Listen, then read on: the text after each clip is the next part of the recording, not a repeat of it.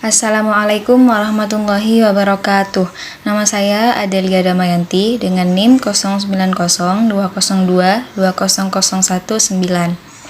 Saya akan menjelaskan hasil penelitian saya dengan menggunakan analisis korelasi persen dan regresi linear berganda.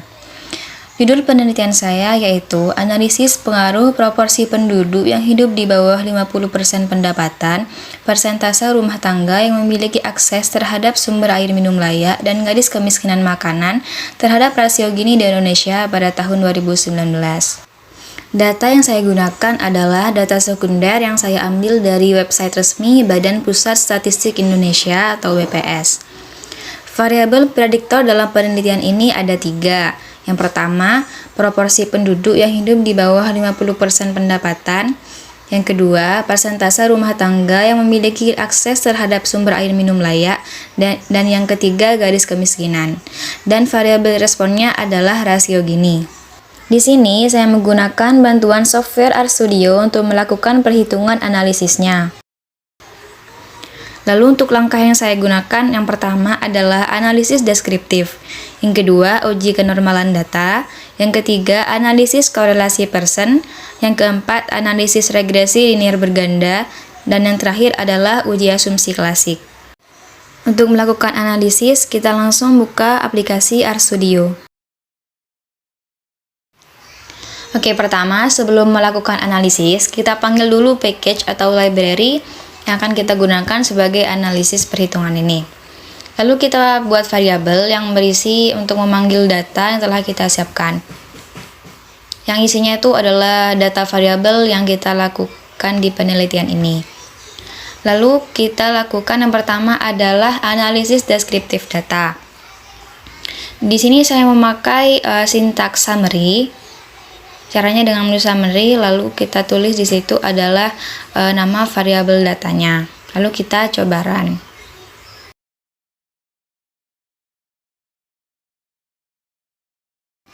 Nah, di situ kita dapatkan nilai analisis deskriptif dari setiap data yang kita punya. Nah, di situ ada nilai minimal, nilai kuartil pertama, nilai median, nilai rata-rata, nilai kuartil ketiga, dan nilai maksimum. Langkah kedua yaitu kita lakukan uji kenormalan data. Di sini saya menggunakan uji Shapiro. Sintaksnya yaitu shapiro.test. Shapiro.test, lalu kita tulis di dalamnya adalah data yang akan kita uji kenormalannya. Untuk hipotesisnya yaitu H0 data berdistribusi normal, H1 data tidak berdistribusi normal. Dan dalam penelitian ini, saya menggunakan tingkat signifikansi 5% untuk semua analisisnya, 5% atau 0,05. Dan untuk daerah kritisnya, tolak H0 jika p-value-nya kurang dari alfa. Oke, lalu kita run untuk yang data rasio Gini. Nah, di situ kita peroleh p-value-nya sama dengan 0,7139, yang berarti p-value-nya lebih dari alfa. Maka keputusannya gagal tolak H0, yang berarti data rasio Gini ini berdistribusi normal. Oke, untuk yang selanjutnya yaitu data pendapatan.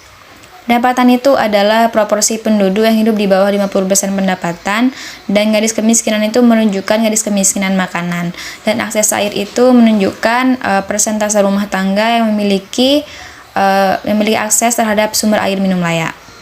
Oke, kita run yang untuk pendapatan. Nah, di situ kita dapatkan p-value-nya sama dengan 0,1137. Maka di situ karena lebih dari alfa, keputusannya gagal tolak H0. Jadi, untuk data pendapatan juga berdistribusi normal. Lalu untuk yang ketiga yaitu garis kemiskinan. P-value-nya sama dengan 0,1984. Di situ juga lebih dari alfa, maka keputusannya gagal tolak H0, yang berarti data garis kemiskinan berdistribusi normal. Dan yang terakhir adalah untuk variabel akses air. Kita run. Nah, di situ kita peroleh p-value-nya sama dengan 0,04, maka di situ p-value-nya kurang dari alfa. Karena kurang dari alfa, maka keputusannya tolak H0 dan data tidak berdistribusi normal. Nah, karena data akses air ini tidak berdistribusi normal, maka kita harus asumsikan data tersebut berdistribusi normal supaya memenuhi untuk analisis korelasi dan regresi. Langkah yang ketiga yaitu kita lakukan analisis korelasi persen. Yang pertama, korelasi antara rasio Gini dan proporsi pendapatan. Di situ kita pakai sintaks core.test, lalu kita panggil data rasio Gini dan pendapatan. Alternatifnya kita pakai two sides, yaitu dua arah. Analisisnya dua arah.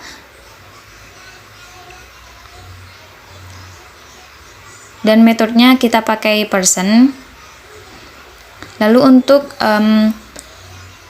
hipotesisnya analisis korelasi, yaitu H0 tidak ada korelasi, H1 ada korelasi. Daerah kritisnya yaitu tolak H0 jika p-value-nya kurang dari alfa atau nilai mutlak T hitung lebih dari T tabel. Oke, di situ kita lihat p-value-nya sama dengan 0,001 yang berarti kurang dari alfa. Maka keputusannya tolak H0 yang berarti terdapat korelasi antara rasio Gini dan pendapatan. Dan coba kita lihat di t-value-nya itu adalah 3,5 dan kita lihat di tabel. Di tabelnya itu kita bisa cari di tabel T, ada di Google, dan itu di sini saya peroleh di tabel untuk korelasi ini adalah 2,03 yang berarti di situ t-value-nya lebih dari t tabel. Maka keputusannya sama, yaitu tolak H0 yang berarti terdapat korelasi antara rasio Gini dan pendapatan. Nilai korelasinya bernilai positif, yaitu 0,5, berarti korelasinya bernilai positif.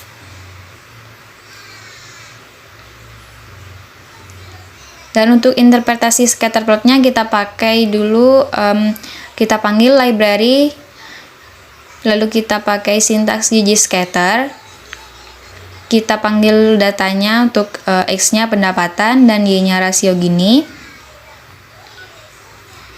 Di situ core metodenya juga metode persen ya. Lalu xlab-nya itu label untuk X dan Y-nya. Lalu kita run.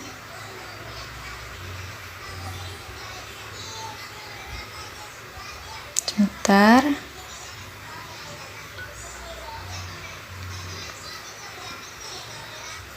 Nah, di situ kita dapatkan scatter plotnya. Kita lihat titik-titiknya berada di sekitar garis lurus dan mengarah ke atas. Berarti sesuai dengan perhitungan tadi bahwa terdapat korelasi dan korelasinya itu bernilai positif.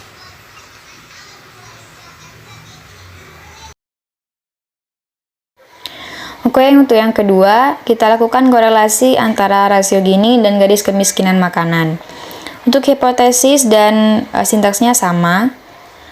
Di situ p-value-nya sama dengan 0,0005 yang berarti kurang dari alfa.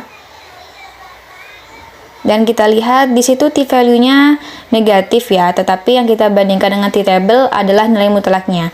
Jadi nilai mutlak negatif 3,813 sama dengan 3,813, dan kita bandingkan dengan t-tabelnya tadi 2,032 yang berarti lebih besar t-value-nya. Berarti keputusannya adalah tolak H0. Yang kesimpulannya terdapat korelasi antara rasio Gini dan garis kemiskinan makanan. Lalu untuk nilai korelasinya di situ kita lihat adalah nilainya negatif, maka korelasinya bernilai negatif. Kita lihat di scatter plotnya, nah benar. Di situ mengarah ke bawah, titik-titiknya berada di sekitar garis lurus dan mengarah ke bawah, yang berarti nilai korelasinya negatif. Lalu untuk yang ketiga yaitu korelasi rasio Gini dan persentase rumah tangga yang memiliki akses terhadap sumber air minum layak. Kita dapatkan p-value-nya sama dengan 0,02 yang berarti kurang dari alfa. Dan t-value-nya 2,27 yang berarti juga lebih dari t-tabel, tadi 2,032. Maka keputusannya adalah tolak H0, yang kesimpulannya terdapat korelasi antara rasio Gini dan variabel akses air. Untuk nilai korelasinya di situ 0,37, di situ positif, berarti korelasinya bernilai positif. itulah scatter plotnya, benar bahwa nilai korelasinya positif karena mengarah ke atas. Selanjutnya yang keempat adalah analisis regresi linear berganda. Di sini kita pakai pertama kita buat pemodelan regresinya dulu. Kita pakai sintaks LM, lalu kita tulis variabel responnya, tanda seperti ini. Lalu kita masukkan variabel prediktor. Kita jumlah semua variabel prediktornya. Lalu kita tuliskan variabel datanya. Untuk menampilkan pemodelan tadi, yang ini kita pakai sintaks summary. Lalu kita run. Nah, inilah pemodelan dari penelitian yang kita lakukan. Nah, kita lihat di bagian sini. Nah, di situ kita bisa lakukan uji parsial, uji serentak, dan koefisien determinasi atau kebaikan model. Yang pertama, kita akan lakukan uji parsial. Untuk melakukan uji parsial, kita lihat dari nilai p-value atau t-value di bagian ini. Nah ya, yang bagian ini kita lihat di situ. Untuk hipotesis dari uji parsial ini yaitu H0 variabel prediktor tidak mempengaruhi variabel respon, H1 variabel prediktor mempengaruhi variabel respon. Dan daerah kritisnya tolak H0 jika p-value-nya kurang dari alfa atau nilai mutlak T hitung lebih dari T tabel. Sekarang kita lihat variabel pendapatan. Di situ p-value-nya sama dengan 0,06. yang berarti lebih dari alfa. Maka keputusannya gagal tolak H0, yang berarti variabel pendapatan tidak signifikan terhadap rasio Gini. Kita lihat akses air p-value-nya sama dengan 0,04 yang berarti kurang dari alfa. Maka keputusannya tolak H0 yang berarti akses air signifikan terhadap rasio Gini. Lalu untuk garis kemiskinan, p-value-nya sama dengan 0,29 yang berarti lebih dari alfa, maka gagal tolak H0 yang berarti tidak signifikan terhadap rasio Gini. Jadi terdapat dua variabel yang tidak signifikan dalam uji parsial ini, yaitu variabel pendapatan dan garis kemiskinan.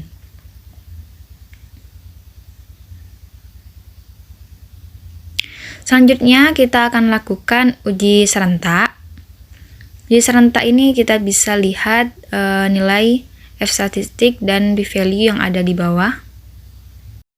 Hipotesisnya yaitu H0 variabel prediktor secara bersama-sama berpengaruh terhadap variabel respon.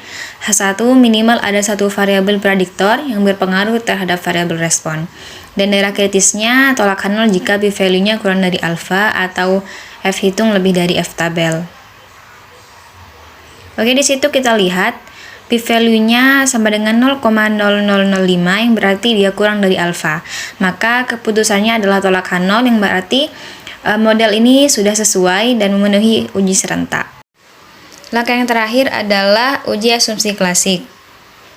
Pertama kita lakukan uji residual identik.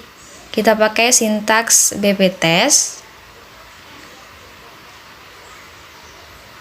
Dan kita masukkan nama variabel untuk pemodelan regresi tadi yaitu reg1. Kita di situ kasih nama reg1.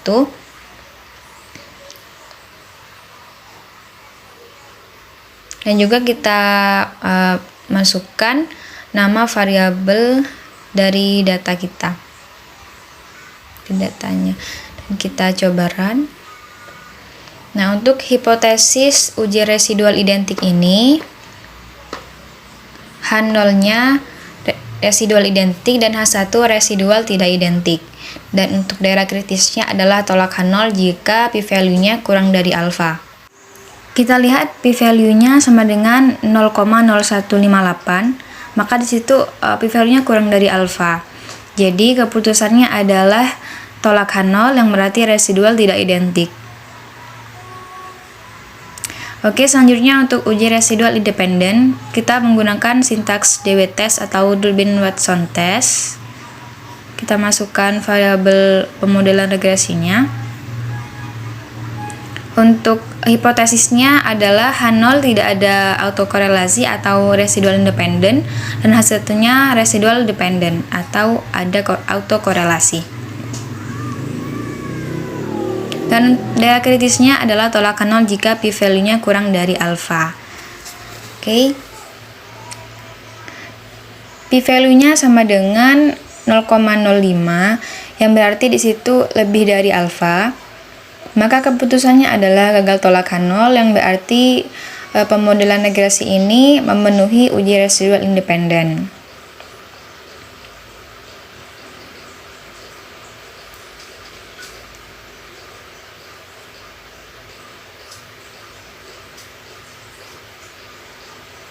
Nah, selanjutnya uji residual berdistribusi normal. Kita pakai uji Shapiro juga seperti yang awal tadi. Hipotesisnya juga sama, yaitu H0 data berdistribusi normal dan H1 data tidak berdistribusi normal. Kita peroleh p-value-nya sama dengan 0,02, berarti dia kurang dari alfa. Jadi keputusannya adalah tolak H0, yang berarti residual tidak berdistribusi normal. Selanjutnya adalah uji multikolinearitas. Uji multikolinearitas ini mengindikasikan bahwa adanya korelasi antara variabel prediktor. Jadi seharusnya model yang baik itu adalah tidak terjadi multikolinearitas. Multikol ini terjadi jika nilainya lebih dari 10. Nah, di situ kita peroleh nilainya kurang dari 10 semua, maka uji multikolnya terpenuhi. Namun dalam pemodelan yang pertama ini, ada beberapa asumsi yang tidak terpenuhi, yaitu uji parsial, uji residual identik, dan uji residual berdistribusi normal. Maka kita harus mencari solusi supaya kita mendapatkan pemodelan yang lebih baik. Saat uji parsial, kita peroleh variabel pendapatan dan garis kemiskinan tidak signifikan terhadap rasio Gini.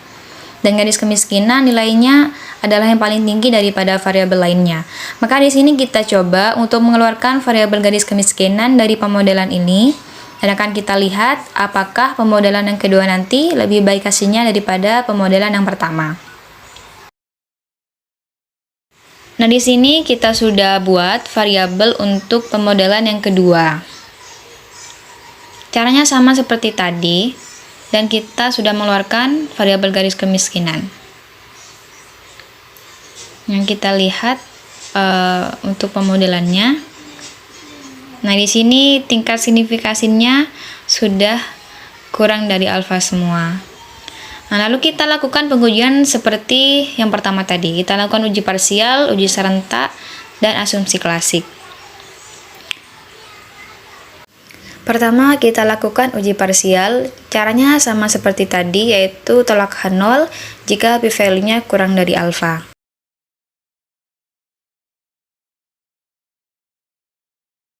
Untuk variabel akses air, kita lihat p-value-nya kurang dari alfa, maka keputusannya adalah tolak H0, yang berarti akses air ini signifikan terhadap rasio Gini. Nah, untuk variabel pendapatan di situ juga kurang dari alfa p-value-nya, maka keputusannya juga tolak H0, yang berarti pendapatan juga signifikan terhadap rasio Gini. Lalu kita lakukan uji serentak. Di situ kita lihat p-value-nya sama dengan 0,0002, berarti kurang dari alfa, maka keputusannya adalah tolak H0. Jadi kesimpulannya pemodelan yang kedua ini memenuhi uji parsial dan uji serentak. Lalu kita lakukan, kita lihat koefisien determinasinya atau kebaikan model dengan melihat nilai multiple R-squared dan adjusted R-squared-nya. Di situ nilai multiple R-squared sama dengan 0,4188, yang artinya bahwa model ini mempunyai kemampuan dalam menerangkan variasi variabel respon sebesar 41,88%. Dan nilai adjusted R-square-nya 0,3813, berarti 38,13% variasi rasio Gini dapat dijelaskan oleh variasi dari variabel prediktor, yaitu variabel akses air dan pendapatan. Sedangkan sisanya 58,12% dijelaskan oleh variabel lain yang tidak ada di dalam penelitian. Oke, yang terakhir kita lakukan uji asumsi klasik. Caranya sama seperti tadi. Pertama kita lakukan uji residual identik. Nah, di situ kita lihat p-value-nya sama dengan 0,9, berarti lebih dari alfa. Maka keputusannya gagal tolak H0, yang berarti pemodelan kedua ini memenuhi uji residual identik. Lalu, yang kedua, residual independen. Kita lihat p-value-nya sama dengan 0,08, juga lebih dari alfa, maka keputusannya gagal tolak H0, yang berarti residual independen. Atau tidak ada autokorelasi. Selanjutnya untuk residual berdistribusi normal, p-value-nya di situ juga lebih dari alfa, yaitu 0,4, maka keputusannya gagal tolak H0, yang berarti residual berdistribusi normal.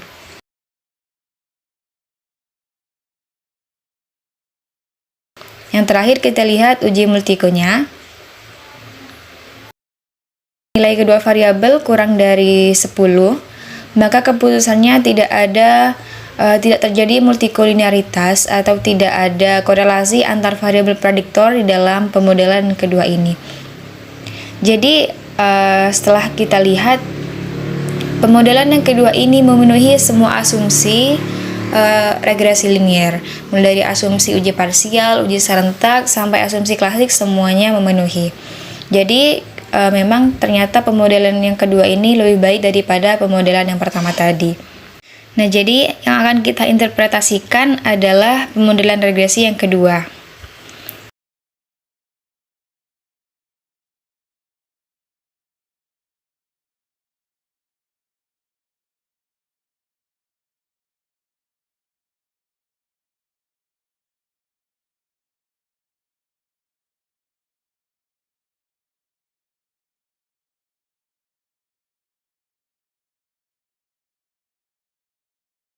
Untuk melihat interpretasi parameter, kita bisa lihat di tabel koefisien di bagian estimate. Nah, di situ kita peroleh interpretasinya yang pertama, jika tidak ada kenaikan pada variabel akses air dan pendapatan, maka rasio Gini akan konstan di angka 0,2134395. Yang kedua, jika variabel akses air meningkat satu satuan, maka rasio Gini juga akan meningkat sebesar 0,0013030. Untuk yang ketiga, jika variabel pendapatan meningkat 1% atau satu satuan, maka rasio Gini juga akan meningkat sebesar 0,0023872. Dari hasil analisis yang telah kita lakukan, maka dapat disimpulkan yang pertama, semua variabel prediktor yang terdiri dari proporsi penduduk yang hidup di bawah 50% pendapatan, persentase rumah tangga yang memiliki akses sumber air minum layak, dan garis kemiskinan makanan berkorelasi terhadap variabel respon yaitu rasio Gini. Yang kedua, terdapat variabel prediktor yang dibuang, yaitu garis kemiskinan makanan, karena tidak signifikan terhadap variabel respon. Selain itu, pemodelan dengan 3 variabel tidak menghasilkan model yang baik dan tidak memenuhi beberapa asumsi analisis regresi linier. Yang ketiga, mengeluarkan variabel garis kemiskinan adalah cara yang tepat, karena hal itu menghasilkan pemodelan yang lebih baik dan memenuhi semua asumsi analisis regresi linier. Yang keempat, pemodelan regresi yang kedua ini bisa menjelaskan 41,88% variasi dari variabel respon. Sedangkan sisanya yaitu 58,12% dijelaskan oleh variabel lain yang tidak ada di dalam penelitian ini.